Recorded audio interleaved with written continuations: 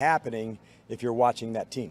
We may not even play that team, but it's worthwhile to say they're being studied. There could be a new concept that we need to go through. And so that, it kind of goes twofold. One, is there anything you'd like to add to your package? But two, we didn't see this, how would we play it? So it is a big part of it and how you want to study and adapt. And who's doing well, that's kind of where you start. Clarence Hill, Fort Worth Star-Telegram. Jerry Jones the other day intimated that he took care of you financially to get you to come back. Just talk about the value that they feel that you have to this organization and what that means. Clarence, I think the first rule of Fight Club is you never talk about Fight Club. Facts. What's wrong with Clarence? You know, like, unless my Jersey roots have changed, you know, we don't talk about contracts. And, Thank you. But honestly, who cares? I'm having a blast here. I really like, who cares, I'm bro? enjoying the whole process, of what we're doing, and I just want to provide value. Bro. I ask my dumbest questions, bro. And to the defense, and so every once in a while you find where your feet are and you're in a good space and you feel it. And that's he's really going to answer that. And but I'm going to refer to Fight Club. Thank you, bro. You just asked a pointless ass question, bro. These are reporters. With Mike, how has that changed? And with all this junk in the offseason, can you just talk about that? Nobody cares, Clarence. I'm glad actually, Clarence, that you brought it up because I've been in his seat, and you control what you can control. Even that can be hard, let alone the things you can't control. And so I know in that seat I had somebody that would help look around corners for me in Atlanta. That was a guy named Raheem Morris, who, hey, Dan, think about this. And that is one of the nice parts for me, that I get to look around some of those corners for Mike to point out some things. Hey, this might be coming down the road. Let's look at this. And so I just wanted, in no uncertain terms, make sure I'm looking around the corners. I ain't coming around the corner. And so I love my relationship with Mike. I enjoy working with him. And I respectfully know that outside the building, that's been a discussion, but it's never one inside. So respectfully, this will, kind of be our last question on that topic. I'm absolutely having a blast with him. It's part of the reason that I came to Dallas in the first place. But that's what I wanted to follow. I'm glad you brought that up. Come on, he ain't gonna talk about taking a man's job while he's in the job. Come on. Last couple teams in Atlanta, when you were head coach, were pretty average in takeaways. You've come here, they've been great, including first last year. Have you rediscovered something? How do you view the whole secret to being near the top in takeaways? Well, good ball skills help. I can tell you that from the interception standpoint. One of the things, and I know you guys see it going out to practice, but I was coming here and I've shared it with a lot of coaches to say, the time and energy that Mike spends on ball skills, pre-practice, post. If you're going to get good at it, you better have a bunch of different ways to go catch it, high, low, catching the flash of the ball, the tips. So I would say the emphasis has always been there for me, film work, going through it, but the application on the practice field, I think, has been stronger here. So one of the goals I'd have for our team this year is, can we force and recover more fumbles?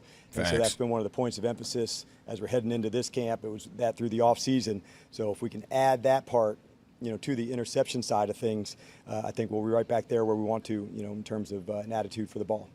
Good answer. Good answer, Mike. Dan. Talk about how opponents will adjust to you. How would you Hey, you guys, make sure you hit that star button, man. Hit that star button. The star button's on. Hit that star button. Right. That's a good question because, he does, spend time in different rooms and different spots to go from, D-line, linebacker some. I'm sure you probably heard he's working with the running backs with Skip Pete some. Wide receivers, kicking. So yeah, anyway, we definitely need Mike in the kicking game. It is. When you come into something and you're first new, they don't really know who you are. It happens a lot at wide receiver, doesn't it? Where, okay, after a while, this guy needs a double team. This guy's so one of the kind of give you the Dan good, Quinn's gonna be a head bad coach when you have of an the excellent Cowboys. player and you line them up in one position, they can still make a huge impact. You see that with defensive ends all throughout time. Do they chip them? Do they find a way to go? What's unique about Mike, I believe, is the way we can align him in different spots where he's counted as a down guy and as an off the guy. And so I think that's important to say, where's the alignment and how we would deploy him from there, because certainly they value, his rush ability and his speed, but we want to make sure we're not just putting him into one spot. And that's kind of part of the uniqueness of him, and we'll try to feature that as often as we can. So he's going to be an edge rusher this year, basically what you're saying. Coach someone that has had so much success right away. Do you have to do anything different? Do you have to coach him differently than you did last year as a rookie? No, I think we have a very authentic relationship. When he first got here, I asked, you going to give me permission to coach you hard? And when that happened in our, like most relationships over time and trust, you have the best intentions. You're able to really speak honestly and from the truth of, hey, this part of your game I think you're really nailing. This part I think we need more time and attention to. So I would say our relationship has grown stronger, now that we're going into a second year and a season together. But he said, do I have your although all the permission? physical talent I is like there, that. I would say his number one redeeming quality is his competitiveness. He is a rare competitor. So if it's a race across the tennis court to get to the weight room, he'd want to win the race. So that part of his competitiveness does carry over into it. So he's not somebody that naturally would say, look at me, how great I am. He is driven as a competitor.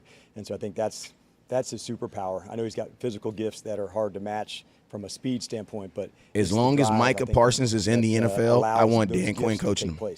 So I'm not concerned from a humility standpoint. I always want to push him, and he does like to get pushed. I don't know if he likes to get pushed, but we push him. Dan Torrey, Epstein USA Today. You mentioned finding each player's superpowers and finding what's unique. That said, when you think Hey, make sure you guys hit that star button, man. Hit that star button. We have 0 stars right now. Hit that star button. Also, you guys are slipping on the shares, man. Hit the share button, man. First part of the Hit that share button. Stop playing with your boy. The traits of speed and length, from a physical stature, that's a big part of it because we do play a good bit of man or like man defenses. So could this player guard a tight end, who's got, 6'4", 6'5", and speed to get long? And, think of the guy who has to, guard our backs out of the backfield. Sometimes that may be a different player based on a running back who's, 5'10" and 200 who can really change direction compared to the 6'5" tight end. It may not be the same player. So you want to find people with that length who could do that and the speed to guard guys. And then at linebacker, tackling. Facts. That's the name of the game. Can you play square and strong and tackle? And that's why I know he would have loved Jalen Smith. Look at the production. You can put the tape on and say, he knows the ball's going to here. And that's Thank an you. instinctual part of it. And at the combine, you see the speed and the length, but you can't measure the instincts. And that only really comes from watching the game and seeing how productive a guy can go make plays. So physically, speed and length, and then production and the tackling, because he's generally going to where he. Hey, we're at 0 stars. Let's get to 1,000 stars. Let's get to our first 1,000 stars, y'all. Let's go. Scales, Cowboys Radio. What are you seeing early from Marquis Bell? And while it may not, Marquis Bell, here he goes. Good question. This is a good question. we have some similar physical traits to J. Ron Curse, and you were talking earlier about matching up against tight ends. Yep. It's a great question. He's off to an excellent start. And then you guys have been around too. You feel somebody's hunger for it. You just do.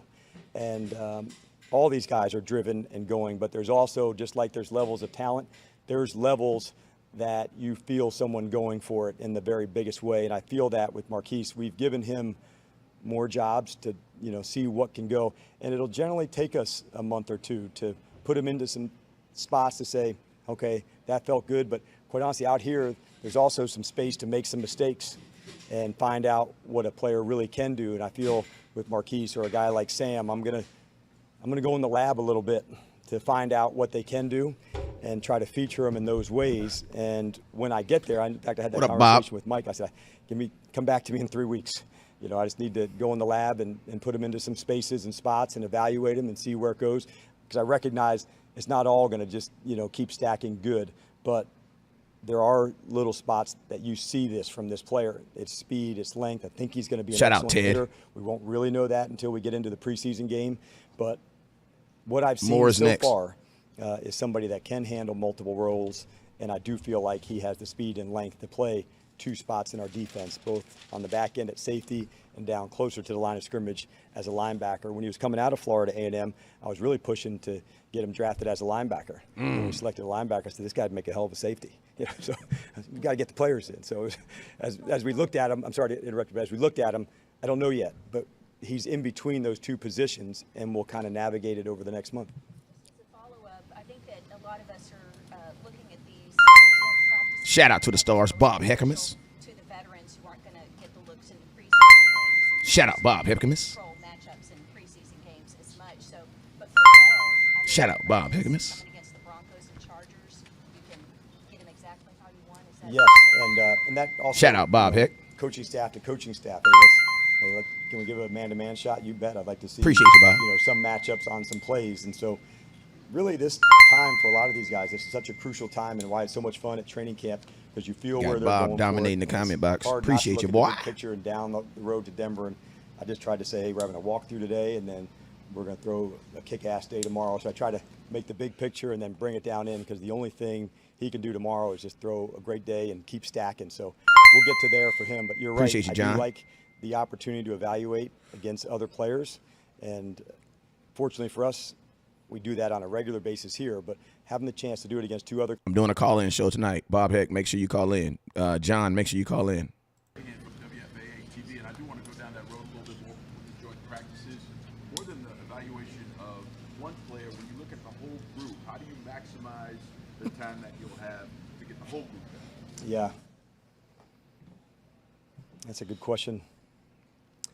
Don't give the sauce away. Don't give the sauce away. I do almost an after action almost in every time we go, and to say this went good, this I think we can do differently, this What I up, think Jeremy? we can do better, and sometimes just that dialogue alone.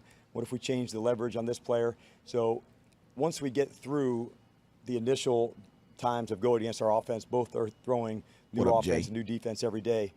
But then you start to see okay, I know what this means. So going against a whole nother group where you better just trust your keys and you can't play a play, you haven't ever seen that formation or play, that to me will tell you how instinctive someone is, and you better trust your rules. So that's what I'd like So basically, in a nutshell, we got to play some people before you really know what we're looking at. what they would do. We won't put one piece of tape on before that practice. Let's go play ball. Bill Jones, CBS 11. What are you seeing out of Sam Williams? Sam Williams. A lot from what I saw in college. I see speed and I see power, and so far we're right side, left side, inside. Trying to find the right spot. We've mixed him in a number of different spots. At this point, he's answered those challenges, and I feel his speed. I feel his get off. Those are things that I kind of thought was there. Now over these next 3 weeks, what's the package? How will we utilize him? But it'll somewhere start in the pass rush, vicinity first, and then break out from there, because that's to me the part that we want to add to his game the fastest. And then we can add more of the first and second down role as it goes. So that's why they're not tripping on I've been Randy encouraged Gregory. with what I've seen so far, he's around some good group of veterans who are bringing the energy, knowing how to go, and it's been fun to see their development. It really has. So he's one of, I talked about Bell, talked about some others that I've been excited on their development so far. But come back in 3 weeks and I'll have a better vision. I won't give away our scouting report, but I'll have a better understanding where it's at. I love him, man, because he talks the exact same All right, way you guys West have a good Coast. You feel me? Hey, I know in a couple weeks. I love the way Dan Quinn answers stuff because he talks the way a real football coach is supposed to respond. Look, man, when the pads come on, I'll know better. I'll know more. I mean, when we actually hit a different opponent, I'll be able to tell you guys a little bit better. You know what I'm saying? A little bit more. It's a little hard to do it right now. Why? Because you just don't know. You know what I'm saying? But, hey, man, here go the press. It's the one I've been waiting for. You feel me? Here we go. They should be sending Kellen Moore up here. Let's get ready to rumble. Let's go, man. Here we go. Because we about to be on your ass.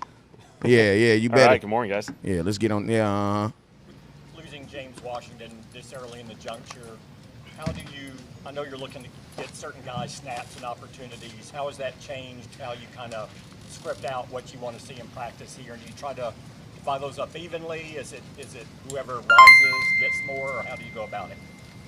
It's a great question. Obviously, unfortunate things like this happen during training camp. You have injuries like this. I think certainly every guy is going to probably get a little bit more opportunities, and as it goes, certain guys get more and more opportunities as this thing continues to progress. And so I think that's usually the flow to training camp. We got a lot of guys that we liked when they came into this place, and I think they got great opportunities to take advantage of this situation right now. John Machota, The Athletic. What have you seen from Jalen Tolbert? I mean, we noticed that he's been Jalen around Tolbert. a lot, but what has stood out to you about him early on? I think his work ethic, how smart he is, how he can handle, an NFL offense and just be able to play in a versatile role. We're asking a lot out of him as far as line up in different places to allow us to be versatile with our other guys out there. And so I think that's huge, and especially as you progress into a season, to have those type of guys that can play a lot of spots, that'll give him more and more opportunities. Cowboys, Dallas Morning News. Can you speed up the learning curve for some of these guys because you're going to have to rely on them a little bit sooner than what you want? There's certainly guys that are hopping in there at the ones that, rookies that, hey, get ready to roll. And so, Houston, whether it's Jalen, the tight ends with those guys, Jake and those guys, there's a number of guys. And so we're going to get them in there, get them ready to go, and see what they got. Louis Scruggs, ABC5. Your thoughts on Turpin, what you've seen, and how would you like to use him offensively? he just asked the same question. Was really excited when we got a chance to watch him play in the question. USFL. I thought he played an awesome role there. He made some big-time plays, and so when we were able to watch that stuff from Will, I thought it was really fun to see, and you can definitely see a role that he can play in the NFL. He'll be a versatile guy. He's one of those guys who's obviously got some special returning traits as far as a returner, but we'll be able to find him a role on the offensive side just to use him in space, get him the ball, obviously. Things that he did really, really well in the USFL and certainly at TCU as well. So why couldn't you do that with Tony Pollard? Skyler Dixon with the AP. There's been a lot of talk about CD rising to that number one receiver role. Statistically, you haven't really had that in your time as the play caller. I just kind of wondered your philosophy on a dominant number one guy statistically, and whether that's a requirement to kind of be as good as you want to be. I think there's a lot of different ways to play it. Certainly I don't think it's a shock that he's probably going to get a lot of targets as we go here. And so I think he's a really, really just coming into his own right now. This is his third year, really taking ownership of it, playing all over the field, and I think he's going to have a great opportunity here. There's times where you have depth in certain positions, and you're able to play guys a little bit more stationary maybe and have multiple guys who can be number ones. And as we go, other guys are going to rise to occasions to take those opportunities as well. This dude said you could have but multiple CD's guys ready. play number one. He said you can have multiple guys play number one. From Dennis Houston, and at Western Illinois, did they move him around a lot, or is his versatility something that is stepping out for you? No, certainly Dennis at Western Illinois, he certainly played a lot of different positions there. He was able to move around the field, but he's come in and just really impressed us with just his work ethic. He's really, really detailed and really, really specific, and I think it's awesome when he takes those things you teach in the meetings and he applies them immediately. I think that's a huge comfort level for quarterbacks when you know a guy is going to take that lesson and apply it rather quickly. And so he's earned some more opportunities, certainly with James's absence. Some other guys that are going to get opportunities. He had kind of been playing that role as the X receiver a little bit early in camp. Told y'all. So it's natural for him to get more opportunities. Told y'all. Mike Ducey from Fox 4. What's the challenge in getting Zeke and Pollard both involved in ways that make them the most effective in the offense? Good question.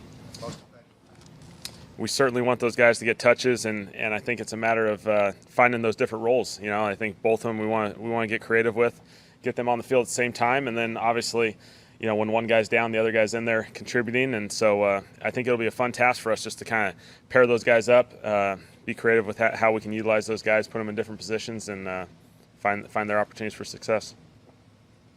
Tim Belishaw, Pigskin Panel, the ticket. To follow up Mike's question, for those of us who thought Tony should have got more touches last year, what were we wrong about there?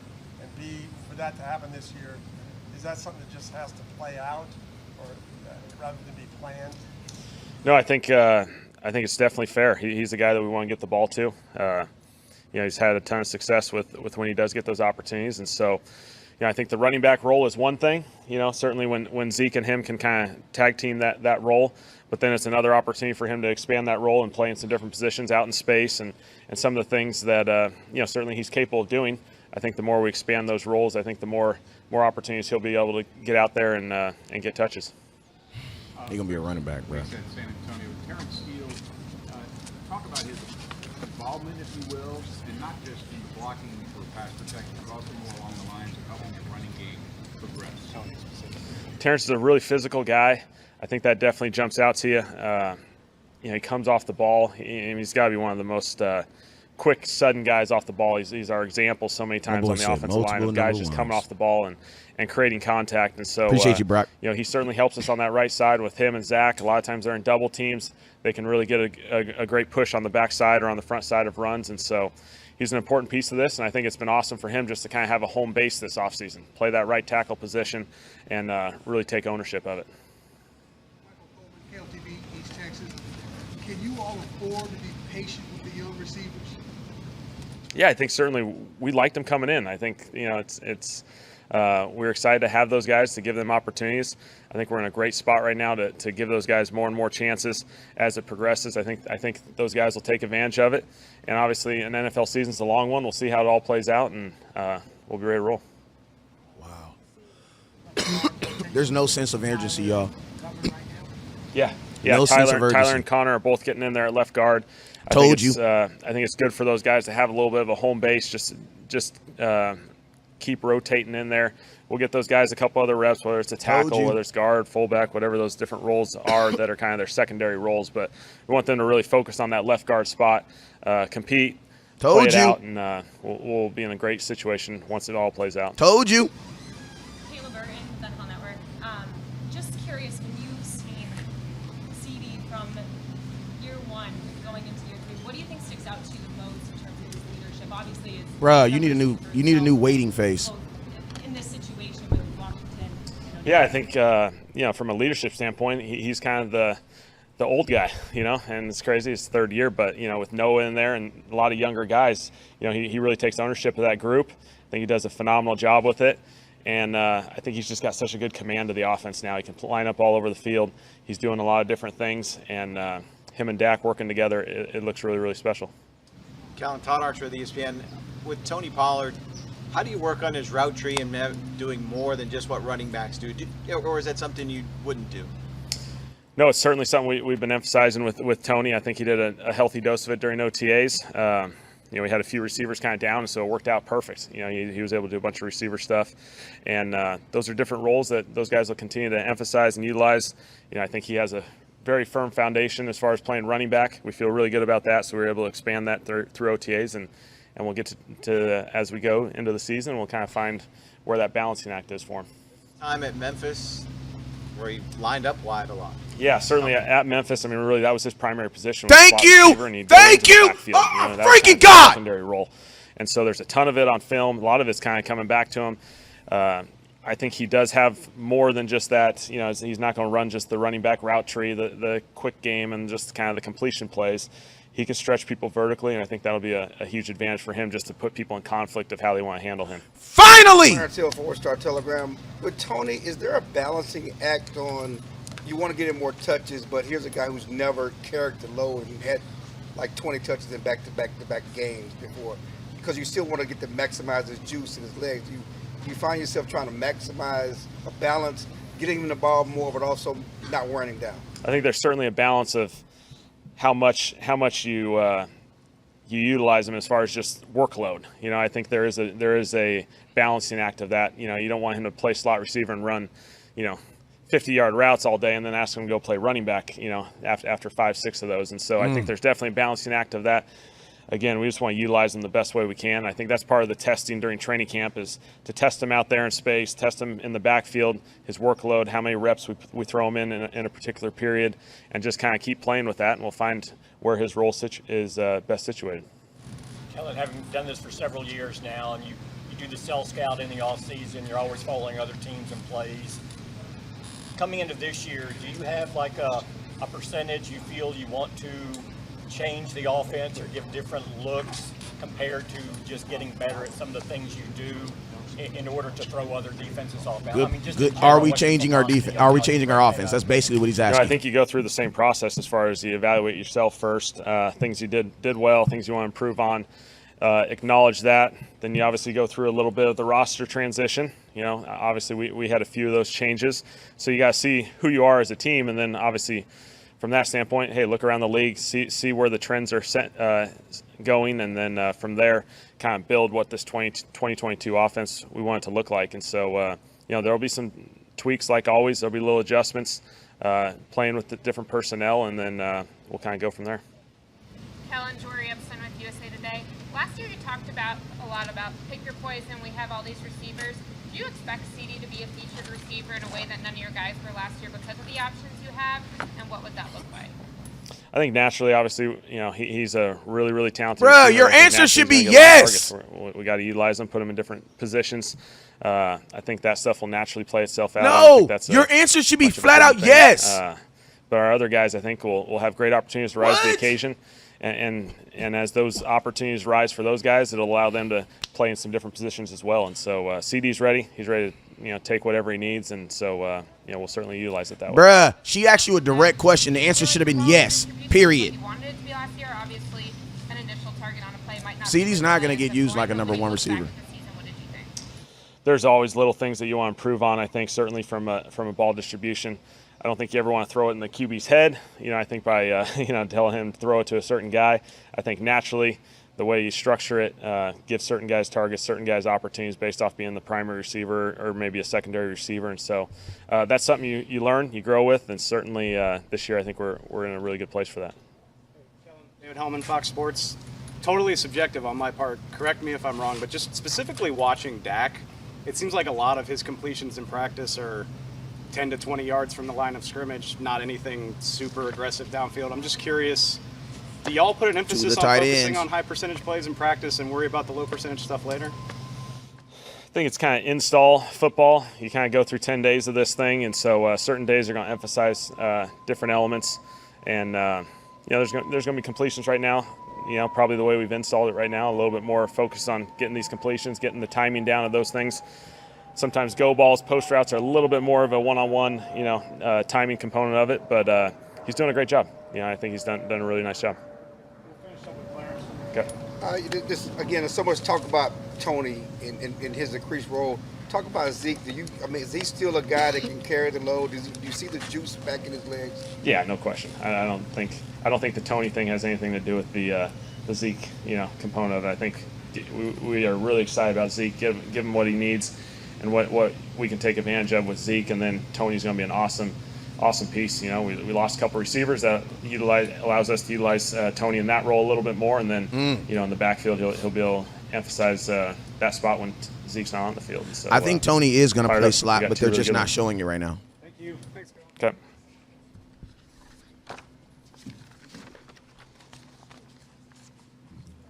We're gonna wait and see if anybody else comes out here. Technically, no one else should be coming out because this is just the coordinators.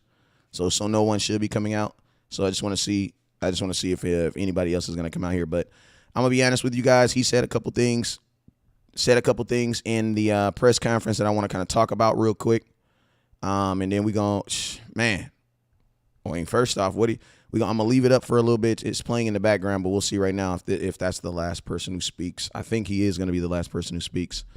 But hey, what stuck out to you guys? Before I give you guys my thoughts, what stuck out to you? Put in there some things that stuck out to you guys. What are some things that stuck out to you? I think if you guys want to talk about who you guys want to talk about, Dan Quinn first. You want to talk about Dan Quinn's a damn coach, bro. Dan Quinn, I don't care what nobody say. Dan Quinn is the future head coach of the Dallas Cowboys. You know what I'm saying? And I believe that with all my heart, man. Every time, think about this, man. You have a freaking defensive coordinator who found a way to bring up the offense and offensive players. You know what I'm saying? So it's like Dan Quinn, his understanding of just a whole team in total, man, he sounds, like I said, he sounds 100% like a head coach. And I don't give a damn what nobody say. I don't think the Cowboys are getting this team ready for Peyton. I think they're getting this team ready for Dan Quinn. And to be honest with you, man, the Dallas Cowboys history say that they'll give this team to Dan Quinn before they give it to someone that they don't know. You know what I'm saying? Because we had a bunch of promotion ups before we got Mike McCarthy. Now let's just get over to the offense. Tony Pollard is going to be used like a slot this year. He's going to be catching some passes. And I'm going to tell you this right here, or at least that's what their mouth said. Now, their mouth and their actions tend to be two different things in Dallas. Now, we're going to have to see if their mouth lines up with their actions. right? But his mouth was declaring today that Tony Pollard is going to be featured as a pass catcher.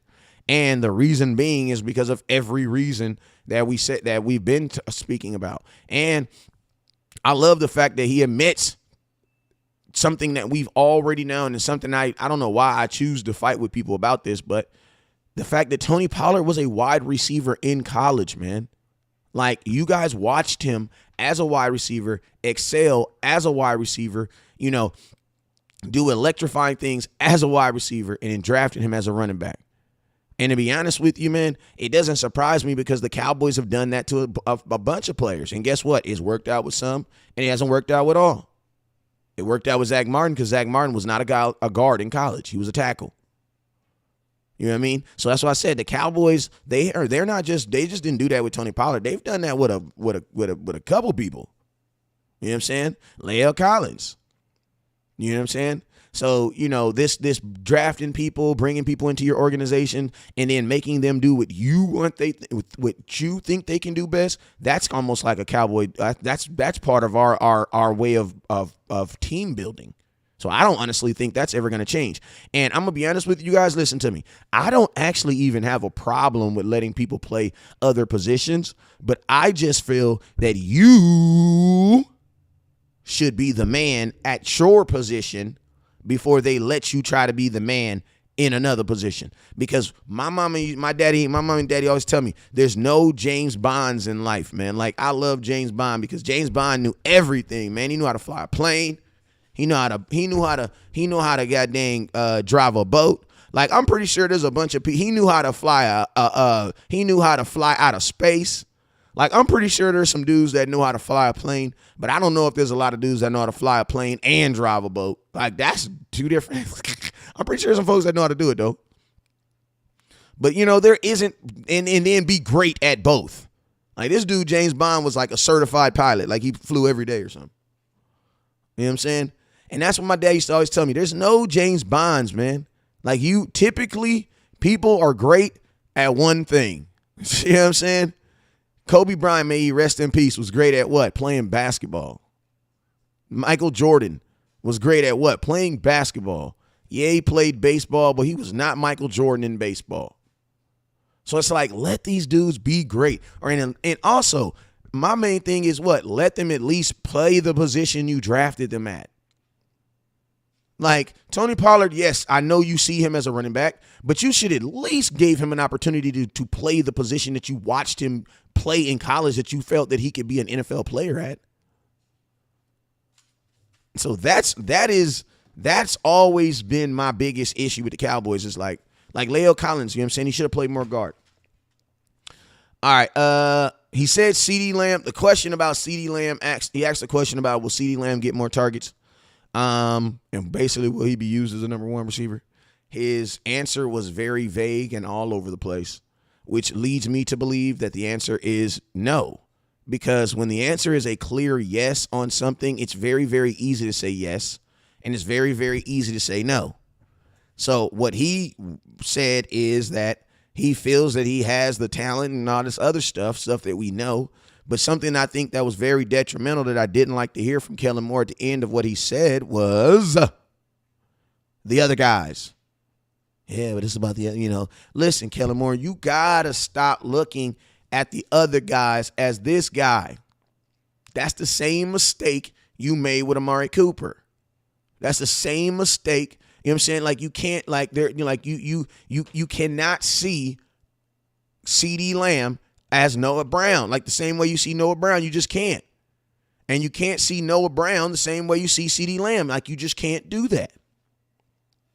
That's called equality in football. And I'm going to tell you this right here. Equality does not exist in football. We are not all the same. There are people that are flat out better. There are people that are flat out faster. There are people that are flat out bigger.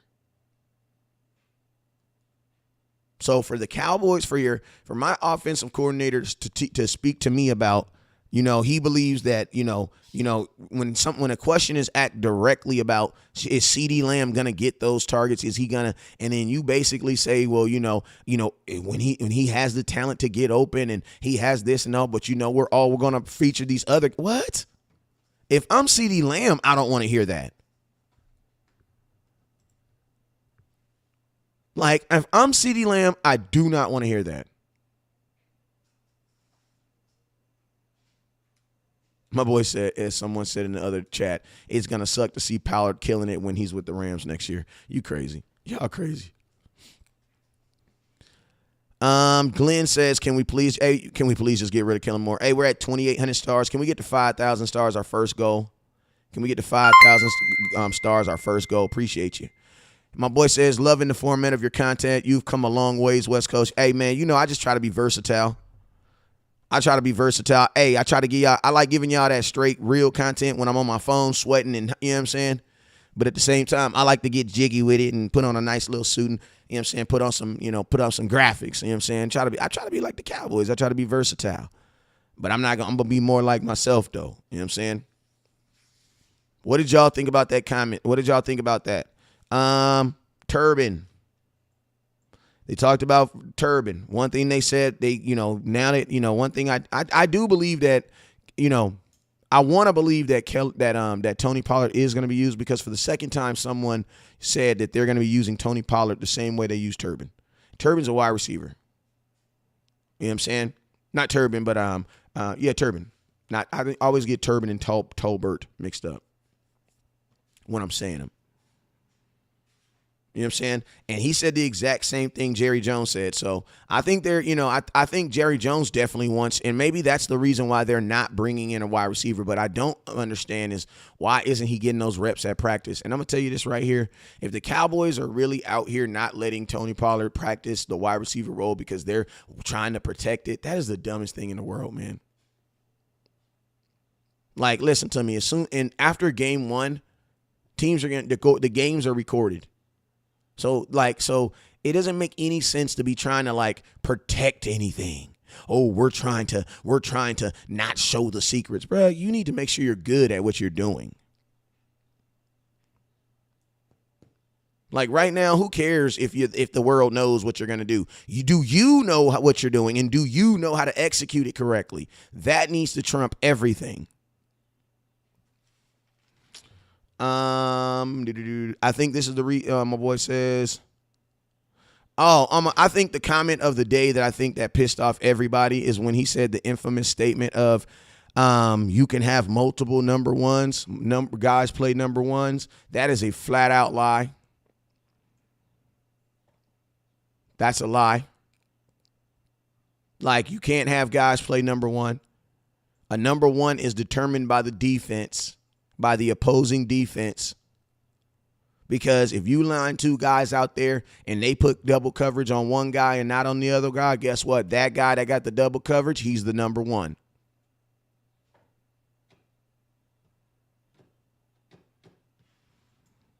So for him to, I'm going to be honest with you, man, the Cowboys, they just, I feel like they are almost kind of trying to reinvent football or something. Because a lot of the stuff that they say, they feel, and they understand, and they believe at a core is just not common sense as far as football. Because no, there are not multiple guys cannot play number one.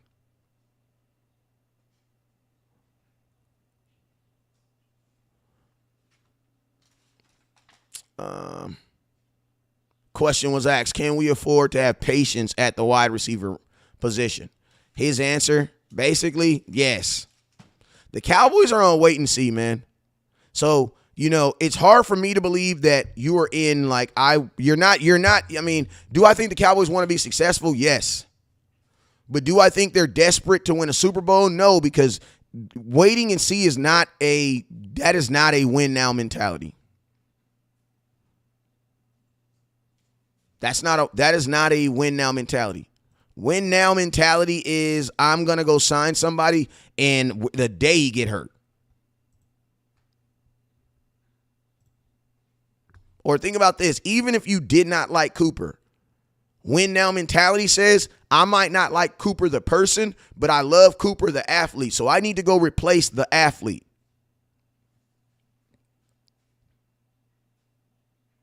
Prodigy says this run game got to go off this year. Yes, it does. Now, I liked what he said about Ezekiel Elliott. It sounds like the Cowboys are building up to have Ezekiel Elliott to be the focal point of this offense, and I will say finally. That's all I'm going to say is finally.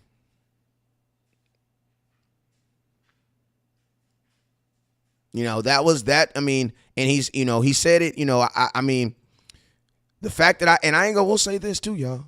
I have seen the Cowboys use some fullback out there. Now, it wasn't an actual fullback. It was a tight end. But the fullback position, appreciate you, Maji. The fullback position is being used. So will they continue to use it? That's going to be evident to see. But I'm going to tell you, with the amount of 12 personnel that we're running right now, 12 personnel meaning 2 tight ends on the field, I would assume that the Cowboys are going to be running the football. And it came out of your mouth right now that out of your offensive coordinators that Zeke is in the best shape. He's ready to go. So there should be no excuses. And especially, I'm going to tell you this right here, especially until you understand what you have. If you don't know what you have, you don't go out there and throw the ball 40 times. That's not what you do. I want to remind you guys, in 2016, our leading receiver did not have 800 yards. And we went on an 11-game win streak.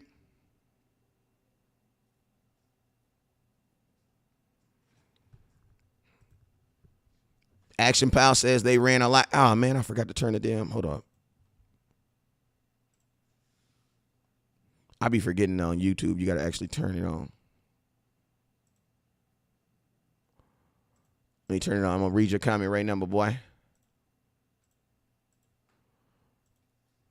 They ran a lot of I formation today also. Okay, what's up with you, Action Proud? Appreciate you, my boy. Lawrence says the cat was going to get to season already know. He says the cat was going to get to season already know it. Okay, I don't know. What you talking about, Lawrence? Tell me. West Coast, I agree. I'm so tired of the Tony and Zeke debate or saying Tony is a better running back than Zeke.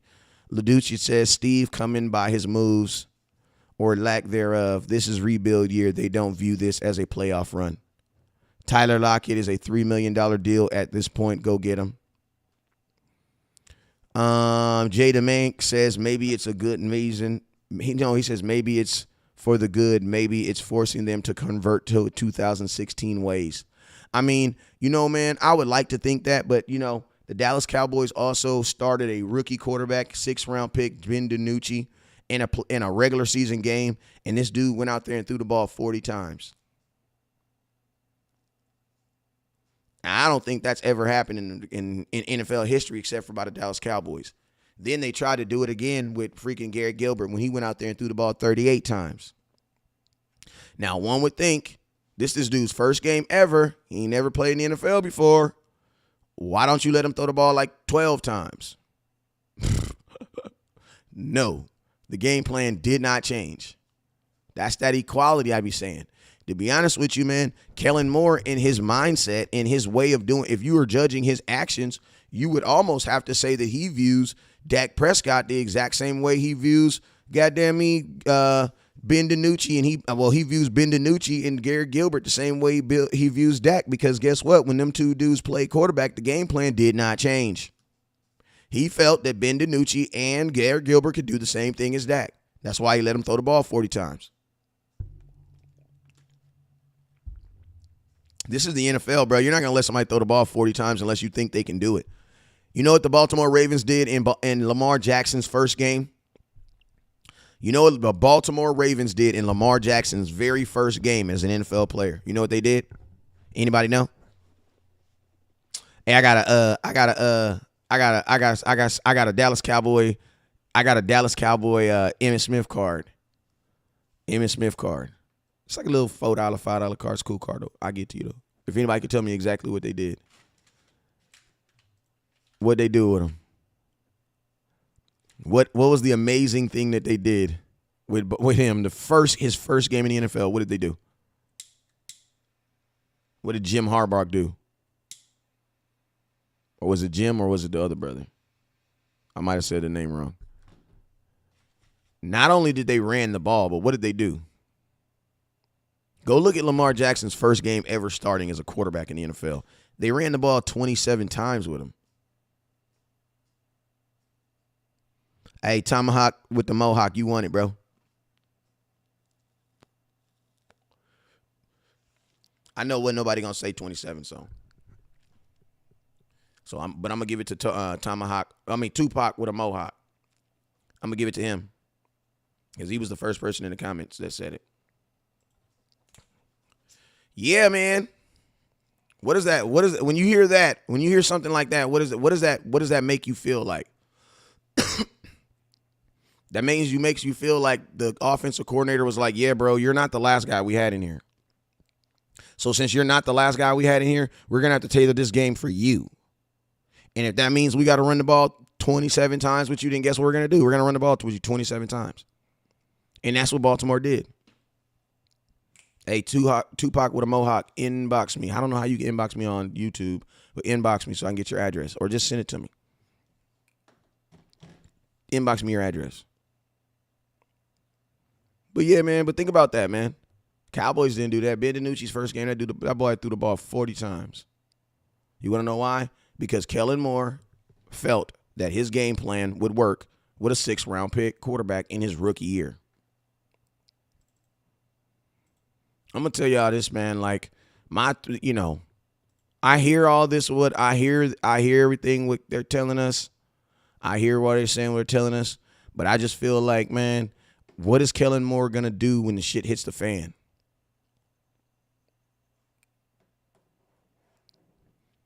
Like, what is he going to do? I'm going to tell you what he's going to do. He's going to revert back to what he knows because that's what people do.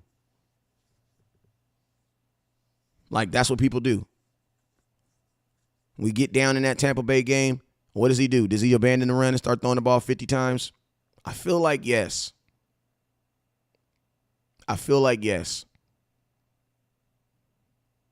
Action Pal says, hey, I'm going to read these super chats. He says, if the organization don't have a win now attitude, how do they expect players to? Because they're paying them. But think about this. Winning is a team goal. That is a team achievement. Players can play well in a loss. So think about that. You know what I'm saying? Players can still play well in a loss. So I think that's the disconnect between the Dallas Cowboys. Dallas Cowboys say, hey, man, mother effer, I'm still paying your ass. As long as the check clear, you need to make sure you do whatever I tell you to do. As long as that check clear. So I think that's their approach when it comes to player, which is a double standard. But when you're the owner, you can have a double standard. Joseph Kukalua on YouTube.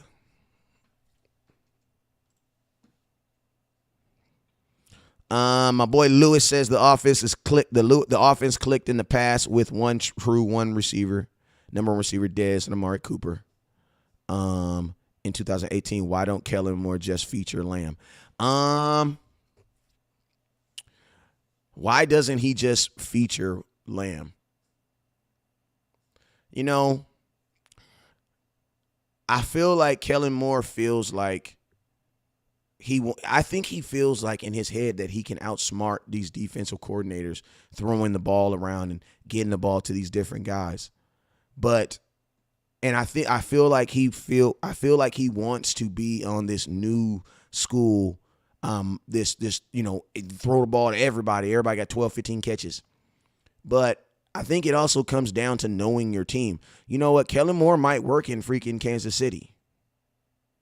Like, he might actually work. Like, you take Kellen Moore, drop him in Kansas City with the team, the way they build their team with, you know what I'm saying? That, look at their wide receiving core. They lost Tariq Hill, and what'd they go do? They went and got freaking the Moore kid, who I feel is probably going to be the best receiver in that class this year.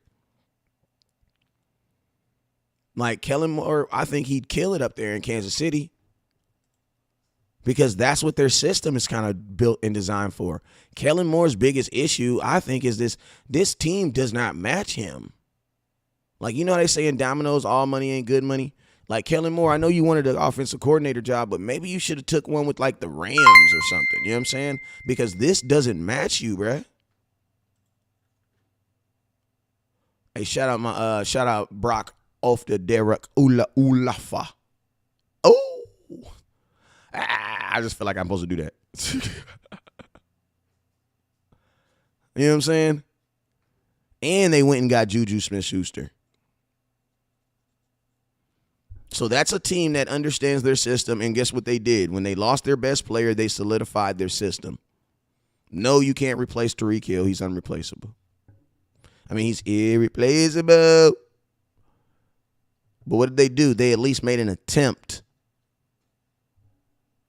So it's like, you know, that's why I say Kellen Moore. I think Kellen Moore would do good in like, I think he'd do good in like Kansas City.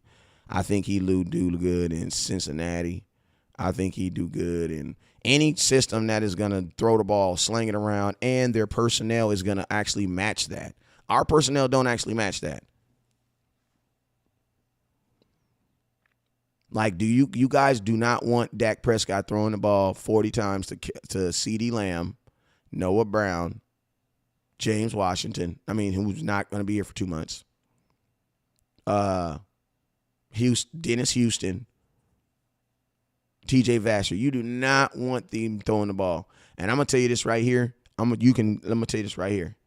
Turbin he got his ass just blew up at practice yesterday. And I'm going to tell you the thing that scares me about him is, listen, when he got hit, they was not hitting him with violent intentions. But when he plays in a different team, when he plays against different teams, and I know he played in the USFL, but when he plays against different teams in the NFL, bruh, my biggest thing with Turbin is, man, him getting up. And I'm going to tell you this right here. Any catch that's contact, I would think that he's probably going to be putting it on the ground. What I mean is he's going to have to catch passes wide open. Because contested passes, man, no. Not at 157 pounds. Like at 157 pounds, corners are going to dog him. They're going to manhandle him. So, and I know people like to say, oh, yeah, he's built like Tyreek Hill. Man, have you seen Tyreek Hill's neck? No, he is not. I don't give a damn how small you think Tyreek Hill is. Go look at his neck. His neck says he got some size on him. You know what I'm saying? So, you know, my biggest thing with Turbin is, man, you're gonna have to play him. You're gonna have to be very, very smart in how you play him, because you cannot let cornerbacks get their hands on him. Because if cornerbacks get their hands on him, they're gonna dominate him, man. They're gonna throw him his ass in the ground. Like, that's what I would do. Like, if I had a corner and I was playing a guy like Turbin, like, you know what I'm saying? If he's on the outside, like, man, I'm trying to, like, because listen, once he gets running, it's over. I can't run with that motherfucker. Hell no. So you know what I'm doing? We going to shut it down before it even starts. We getting up in his face. We going to press him, and we going to see if his little 157-pound butt can get off the line of scrimmage. Math says no. That's what all them sit-ups and, you know, in them their bench press was for. So, you know, that's if I'm an NFL corner, so the only way they're going to be able to play Turbin really is if they're going to have to be very creative with him. They're going to have to be very creative with him. And the reason you're going to have to be creative with him is because, man, like I just said, going across the middle, bruh, a linebacker get teed off on him, that ball's coming out. Like, he gonna get, you know how you get hit and then they spin around on their butt? That's what I foresee with Turbin. And you know what I mean? So, my boy said reverse sweeps. Yeah, you're gonna have to do anything with him to get the ball in his hands fast. Like, you're gonna have to get the ball in his hands fast.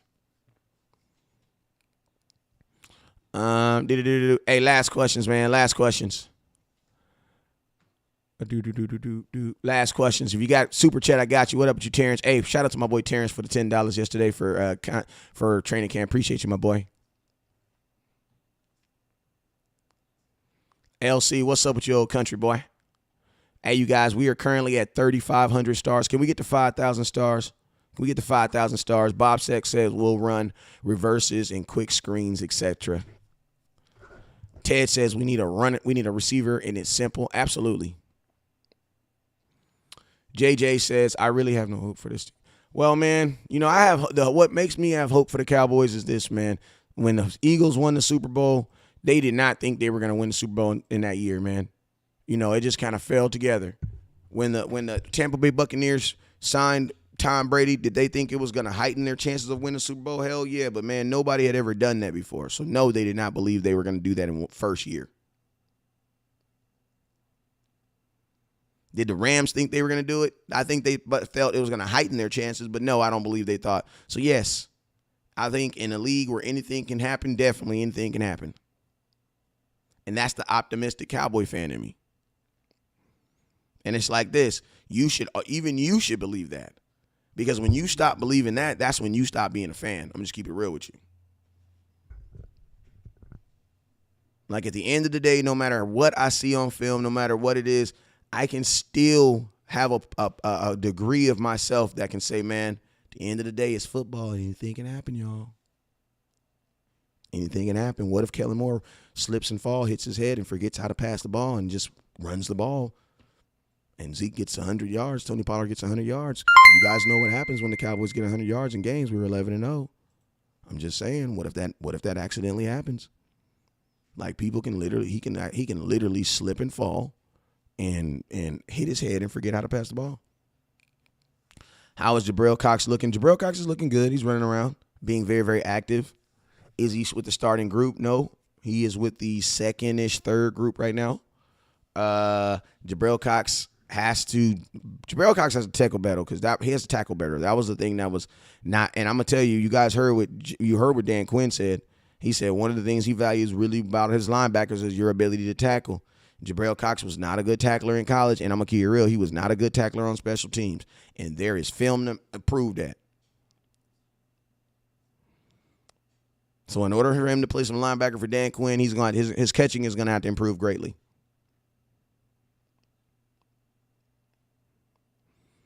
His tackling going to have to improve greatly. All right. Ted, appreciate you, my boy, for the 200 stars. He said, and them legs. JJ, the man says, like I said, Dak will win somewhere. Y'all crazy. All right, man. But, hey, I'm about to get up out of here, man. I got some stuff I got to go do. I got to get to the money, man. I got to get to the money. He said, wasn't he a safety at LSU? Jabril Cox? Nah, if I'm not mistaken, he played linebacker. But, hey, I'm out of here, man. 100 yards from scrimmage a game, you know it. But, hey, man, you guys already know what it is. I appreciate you guys. It's been West Coast. You guys already know. I'll see you guys later on tonight. Never